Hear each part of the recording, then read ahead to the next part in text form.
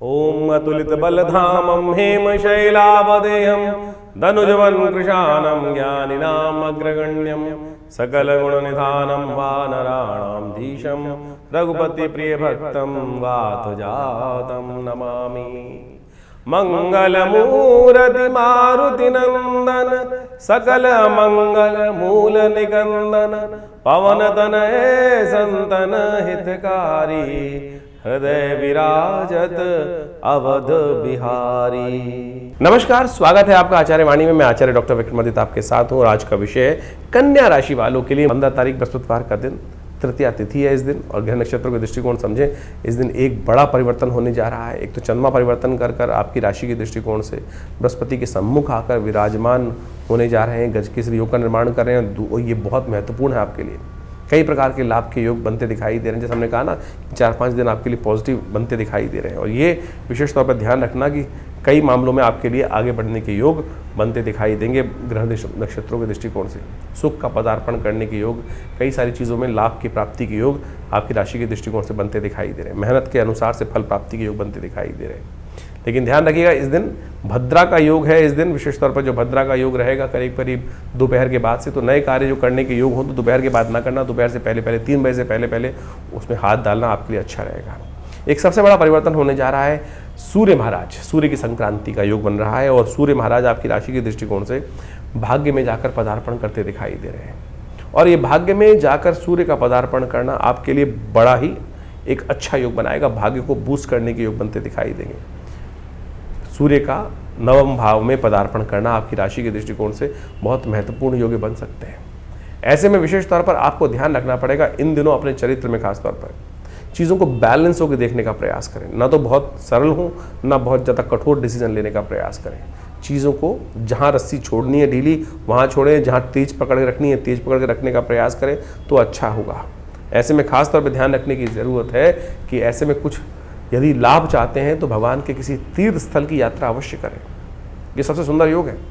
भगवान की तीर्थ यात्रा, किसी भी मंदिर में इत्यादि में दर्शन करना, भगवान के तपस्थलियों में जाके स्थान दर्शन करना आपके भाग्य से जबरदस्त प्रकार के लाभ होने के योग बन सकते हैं। भाग्य जगाने का रास्ता पता नहीं कहाँ बैठा है और ये ज्योतिष वही दिखाता है कि आपके भाग्य के दृष्टिकोण से ग्रह नक्षत्र आपके लिए किस प्रकार का योग बना रहे हैं। तो ऐसे में आपकी राशि के दृष्टिकोण से सबसे श्रेष्ठ ये रहेगा कि आप भगवान को थोड़ा सा इत्र डालकर जल में उनको नित्यप्रति अर्घ दिया करें, या थोड़ा सा दूध दही डालकर जल के अंदर उससे भगवान को अभिषेक, भगवान को, सूर्य भगवान को अर्घ दें नित्यप्रति।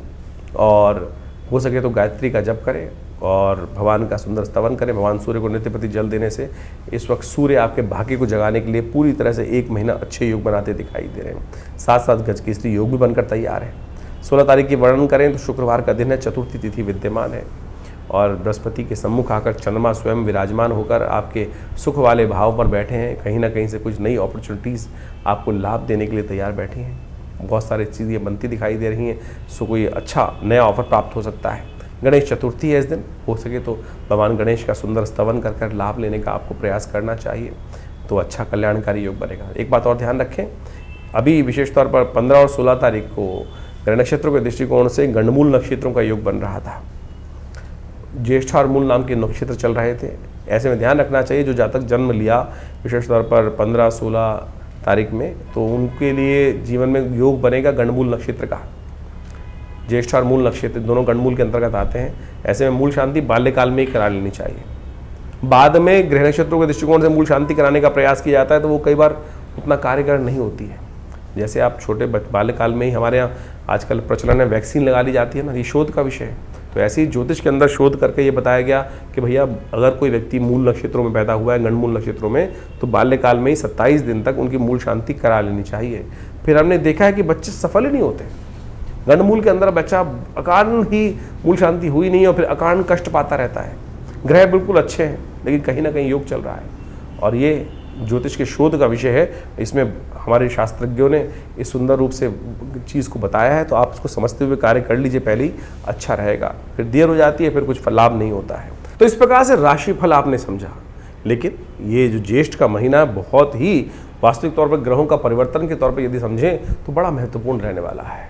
कई ग्रहों का परिवर्तन का योग इस मई के अंदर और साथ साथ जेठ के आरंभ के साथ साथ बनता दिखाई दे रहा है। सबसे बड़ा परिवर्तन तो बृहस्पति अतिचारी रूप में परिवर्तन कर जो राशि परिवर्तन कर रहे हैं वो बड़ा महत्वपूर्ण रहेगा। बड़ी तेज गति से ग्रहों का ये परिवर्तन जीवन में प्रभाव उत्पन्न करता दिखाई दे रहा है। इसके साथ साथ राहु का परिवर्तन भी होने को तैयार है। जेठ के महीने में बड़ा विशेष योग बन रहा है कि इस बार 5 मंगलवार का योग है। ये रक्त रंजित भूमि को करने का योग बनाता है, विस्फोटक योग बनाता है। आतंकवादी घटनाएं बढ़ सकती हैं। मंगल का वैसे ही ग्रह योग को देखें इस बार तो मंगल का जो है परम अपनी नीच गति में चलना, कमज़ोर स्थिति में चलना, उसके बाद साथ साथ जेठ के अंदर 5 मंगलवार का योग बनना।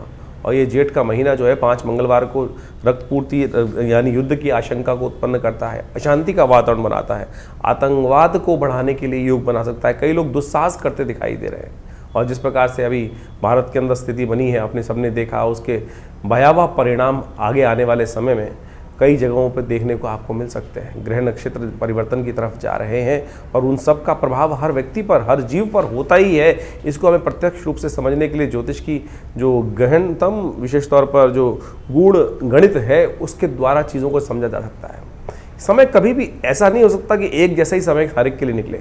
कुछ के लिए अच्छा, कुछ के लिए खराब, कुछ के लिए जीवन में महत्वपूर्ण परिवर्तन शुभ की तरफ जाता है, कुछ के लिए आशंकाओं से ग्रसित जीवन हो जाता है। तो ऐसे में हमारे जीवन में ग्रहों का योगा योग किस प्रकार का प्रभाव करेगा वो हम कई प्रकार से जान सकते हैं। जन्मपत्री उसका एक विशेष प्रभाव उत्पन्न करती है, हाथ की रेखाएं उसका एक विशेष प्रभाव उत्पन्न करती हैं।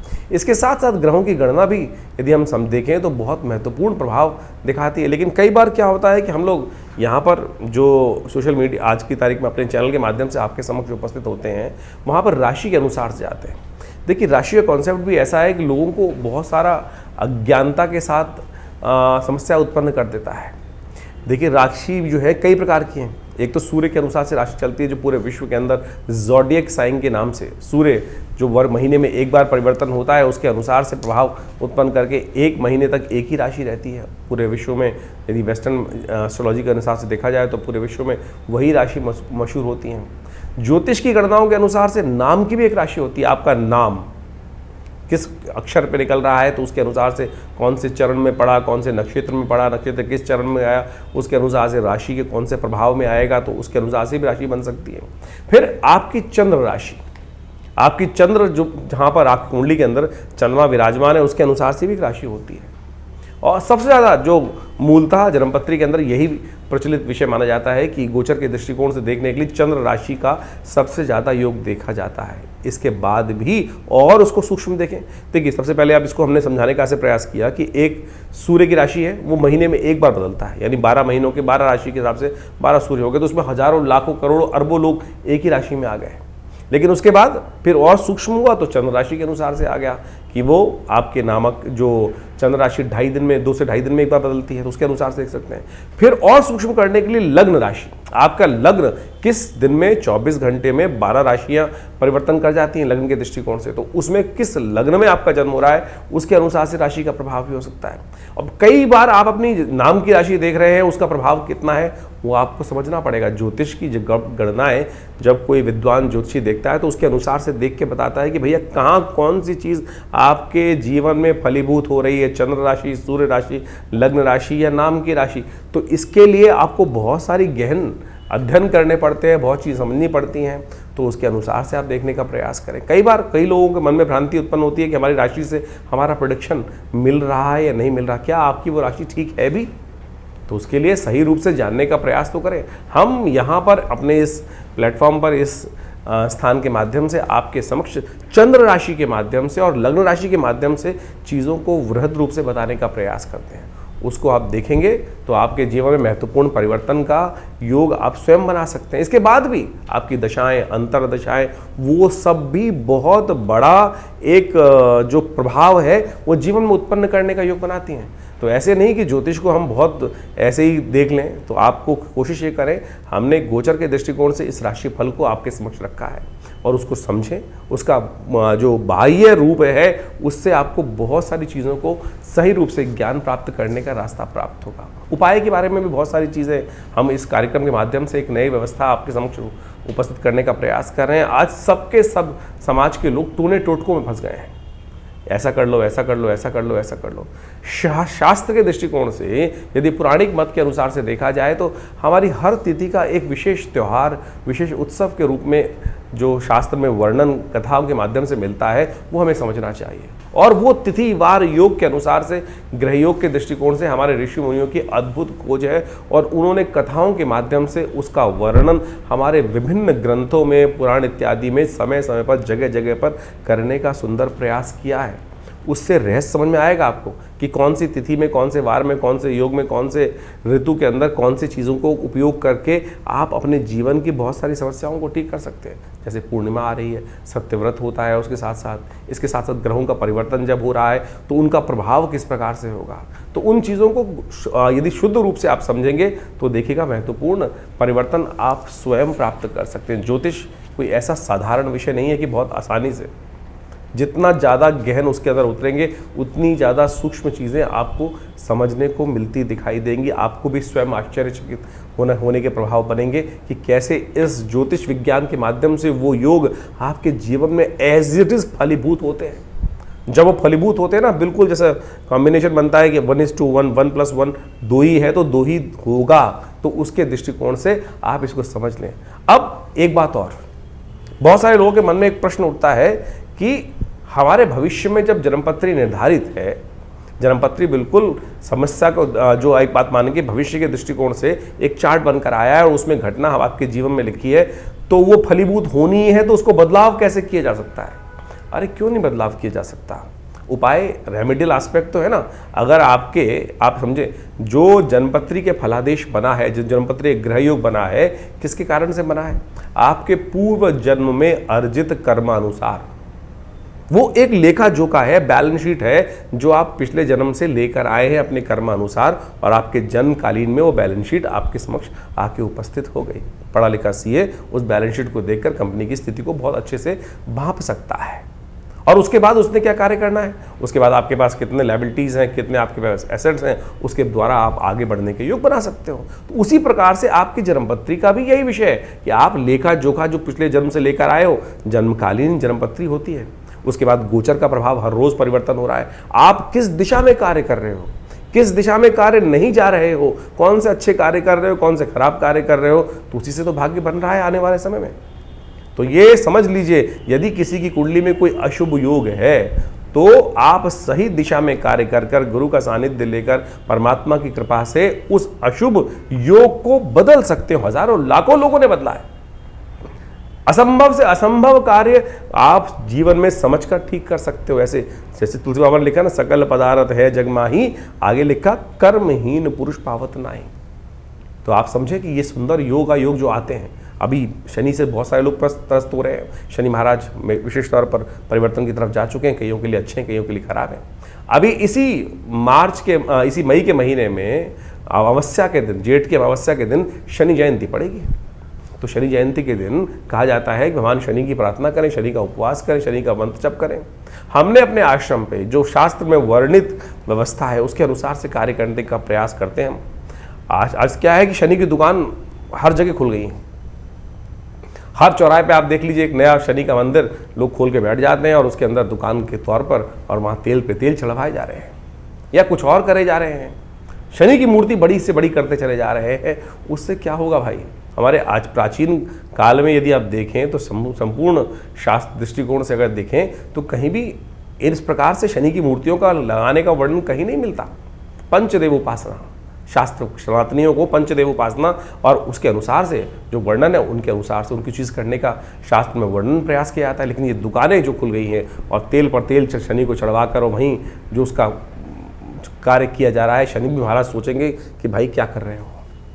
हमने शास्त्र में वर्णित तरीकों के अनुसार से इस बार हनुमान चालीसा के 100 पाठ, जो शतबार पाठ पढ़ जो ही छूटई बंद महासुख हुई, हनुमान जी को शनि ने स्वयं आशीर्वाद दिया और उसके अनुसार से हमने ये कार्य करने का प्रयास किया कि आने वाले अभी जो शनि जयंती है उसमें विशेष तौर पर विवेकानंद योगाश्रम में करीब करीब 100 पाठ हनुमान चालीसा के शनि जयंती के दिन किए जाएंगे। शनि ग्रह शांति यज्ञ रखा जाएगा, उसमें शनि स्तोत्र वैदिक मंत्रों के द्वारा, विभिन्न शास्त्र में वर्णित प्रयोगों के द्वारा शनि ग्रह के दुष्प्रभावों को शांत करने के लिए कार्य किया जाएगा। और जेठ का महीना तो वैसे ही बहुत श्रेष्ठ है। जेठ के महीने में क्या हो रहा है, देख समझे, इस बार 5 मंगल का योग पड़ रहा है। एक तरह से विश्व को अशांत करने के लिए घटनाएं बहुत व्यापक रूप से आपके समझ घटेंगी। एक बात और समझे, 5 मंगल जेठ के होते भी बहुत कई बार शुभ बहुत हैं, क्योंकि बुढ़वा मंगल माने जाते हैं। कहा जाता है कि जेठ के महीने के मंगल के दिन ही भगवान राम को सबसे पहले भगवान हनुमान जी को भगवान राम के दर्शन हुए थे। तो इसलिए इस मंगल को, जो जेठ में पड़ने वाले मंगल है, बुढ़वा मंगल कहा जाता है।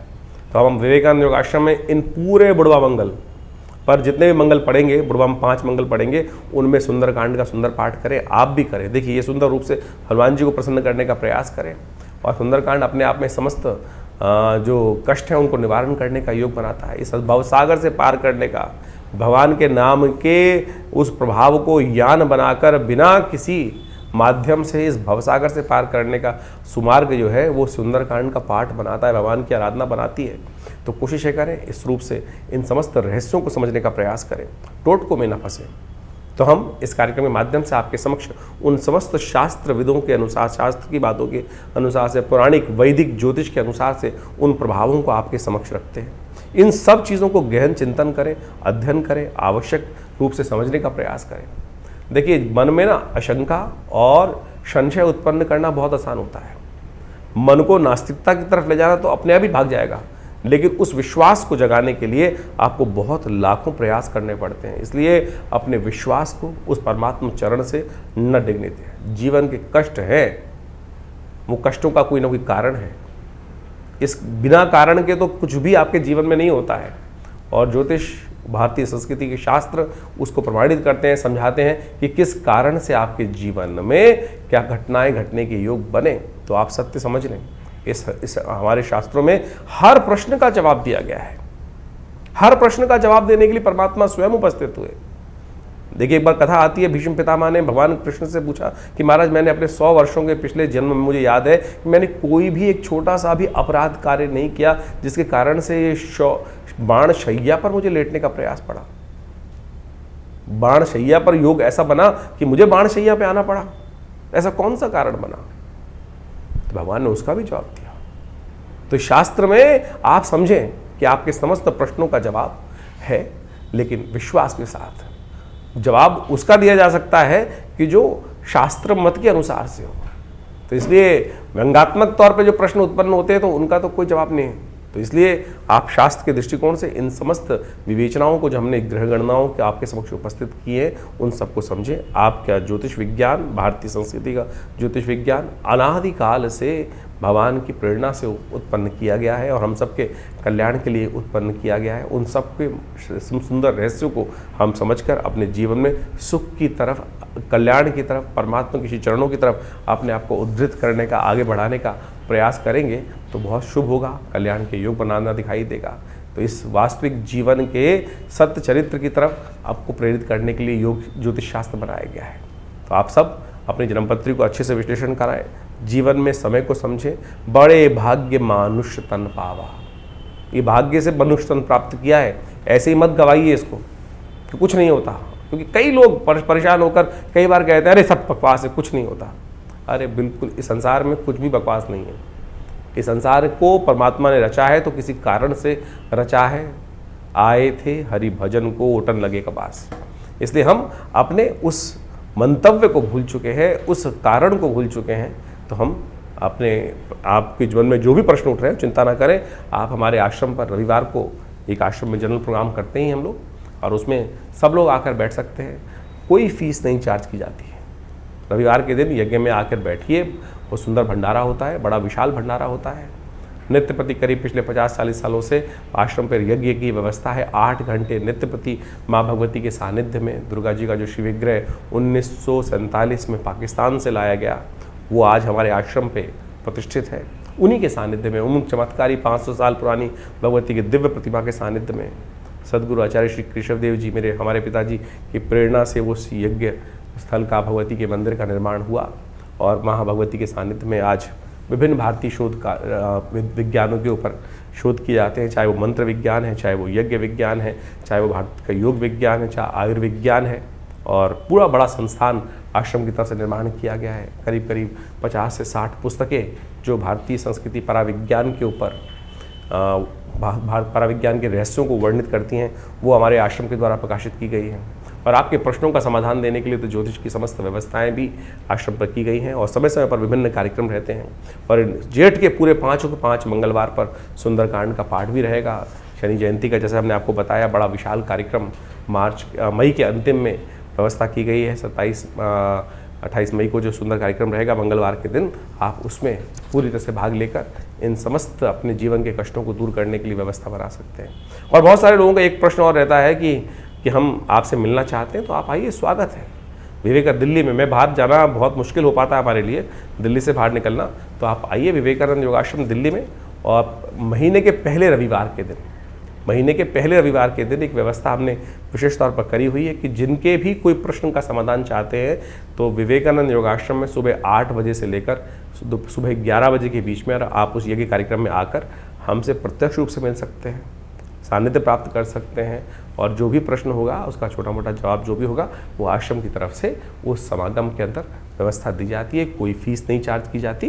तो आप सब आइए, और उस दिन तो कम से कम एक दिन रविवार के दिन रखा हुआ है इन समस्त व्यवस्थाओं के लिए, आप उस सुविधा का लाभ ले सकते हैं। हाँ, बाकी दिन आपकी पर्सनल अपॉइंटमेंट्स भी लेकर आप अपने पर्सनल कंसल्टेशंस को प्राप्त कर सकते हैं। उसके लिए नंबर्स फ़ोन पे स्क्रीन पे चल रहे हैं। आप अपने नाम से, बहुत सारे कष्ट होते हैं जीवन में, कभी कोई स्वास्थ्य की संबंधी समस्या है, महामृत्युंजय मंत्र है, विभिन्न कोई कष्ट हो गया है, किसी ने कोई तांत्रिक प्रयोग हो गए हैं, कुछ और हो गए हैं, किसी प्रकार के कष्ट चल रहे हैं, या विभिन्न उत्सव है, लोग अपने जीवन में महालक्ष्मी के यज्ञ कराना चाहते हैं, भगवत शत्रुओं को शमन करने के लिए बगलामुखी इत्यादि, महाकाली इत्यादि के यज्ञ कराना चाहते हैं, या कोई बहुत सारे जीवन में कष्ट चल रहे हैं उनकी निवृत्ति के लिए बहुत सारे और यज्ञ इत्यादि, बहुत सारे प्रोसेस जो शास्त्र में वर्णित हैं, उन सब की व्यवस्था रहती है। आप अपनी समस्त समस्याओं का समाधान के लिए, प्रश्नों के समाधान के लिए फ़ोन नंबर्स जो दिए उन पर व्हाट्सएप के माध्यम से जानकारी प्राप्त कर सकते हैं। आश्रम से जुड़ें। धन्यवाद।